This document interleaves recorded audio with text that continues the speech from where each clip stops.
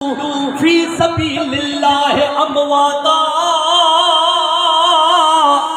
बल अहयाउन इंद रब्बिहिम युरज़क़ून।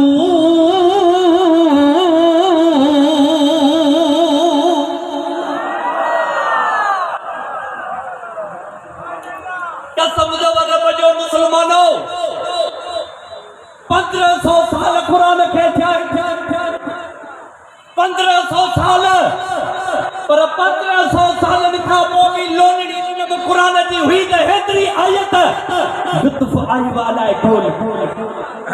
सुभान अल्लाह गलायो तो सही मुझे अजीज दोस्त सुभान अल्लाह कुरान जी आयत पढ़िया में नजरी पर अज भी पढ़ियो वने थो तो कुरान त मन जो दिलियो ठरी जी सुभान अल्लाह। बेटा ये फरमायो त कदरवारा कम थिया होए खुदा खरीदार हीरन मोतने माणकन जी के साल कलहदा सार जेके लोह कुटन लोहार देखे केड़ो कदर कुरान जो सुभान अल्लाह। कुरान जी जे खिदमत कई उन्हीं जे शान में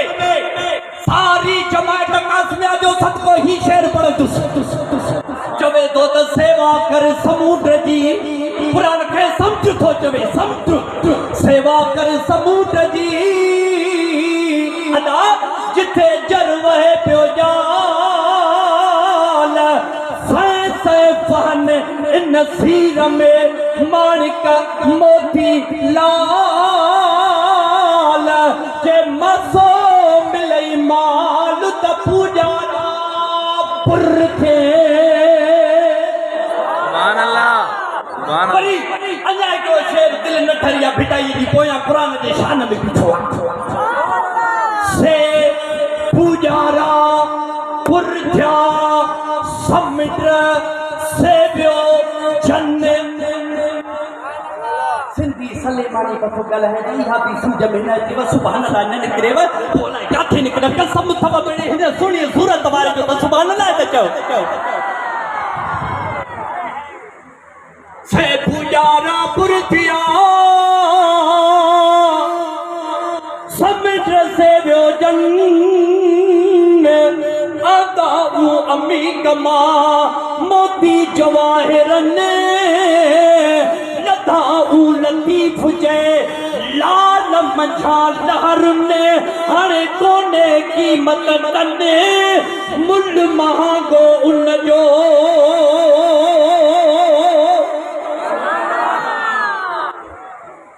कुरान करीम दा कदर की जानिन ई दुनियादार कमीने कुरान करीम दा कदर की जाने ई दुनियादार कमीने कुरान करीम दा कदर करन वाले सुम गए विच मदीने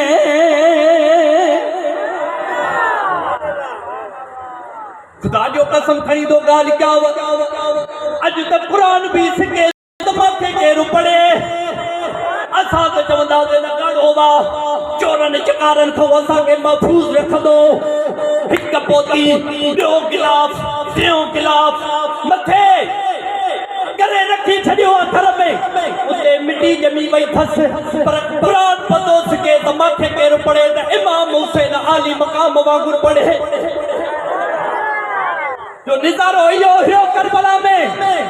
जो धड़ ते मां बापा के जो करबला जे मैदान जे तकते ते हो इमाम पाक जो सिर मुबारक दे दे मथों आयो हो के लोड़ाऊ बेद पे शेर हुसैन कोन पढ़िया हा कुरान जे कारी हाफिज कुरान हुसैन एड़ी तकरत कुरान जी कई ही जो एड़ी दीन जी तबलीग थी पई जिते जिते इन सिर के प्या दिसन शरा जी बिसरा जो यार दड़ ताला काथे थसे पर ज़बान पे कुरान जो आयतू थसे अरे इने के न मनीदा सी न बे के खे मनीदा से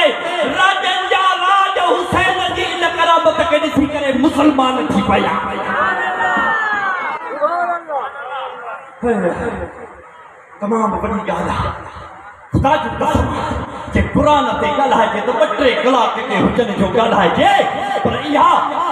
शान ॾिसी छॾियो अच्छा मूंखे शुक्र आहे ज़िंद में ॻाल्हि अची वई मता केरु चवे त मौलवी साहिब ॻाल्हि त सची थो करी त हुसैन जा मुरीद तॾहिं सलमासीं जॾहिं क़ुरान जी तिलावत कंदासीं पर नंढे हूंदे कोन पढ़ियासीं क़ुरान खे हाणे वॾे हूंदे पढ़णु अचे कोन थो नबी साईं फरमायो त नज़र वजह क़ुरान खे ॾिसण बि इबादत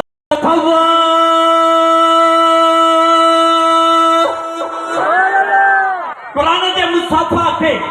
ॾिसण इबादत है कुरान के रखण इबादत कुरान के पढ़ण इबादत अफसोस हमने सजा लिए अलमारियों में कुरान को बाकी पढ़ने वाले तो पढ़ गए नेज़े पर कुरान को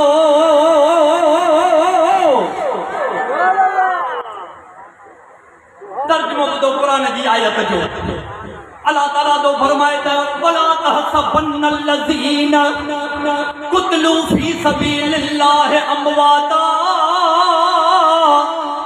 ऐं हरगिज़ गुमान न कयो त जेके अल्लाह जी फाट में मारिया विया क़त्ल कया विया ये मुअल हिन गाला जो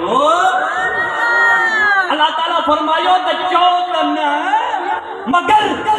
गुमान भी ज़िंद में नार जो जेके मां रब जे राह में क़त्ल कया विया ये मरी विया न बल्कि ये शहीद हिन एड़ा शहीद हिन जो मां रब जे दस्तरखान ते खाइनि था युरज़कून उन्हनि खे रिज़्क़ ॾिनो थो वञे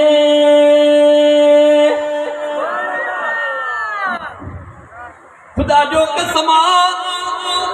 इंडिया जो जेकॾहिं अमली जामो तव्हांखे ॾेखारणो हुजे त इन कुरान जी आयत खे बि रखो ज़हन में करबला जे मैदान खे बि रखो खुदा जो कसम त ॾींहं जो ॾिहाड़ो थस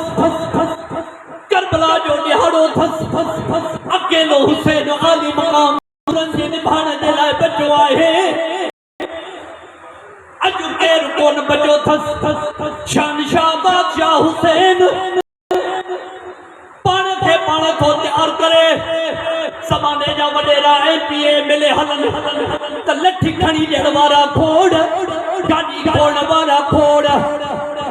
सिया फिरण वारा खोड़ गाॾीअ जे अॻियां छिनकार जे करण वारा खोड़ त साईं जिन हलन मथां धूड़ न लॻेसि पर हे त शहनशाह बादशाह हुसैन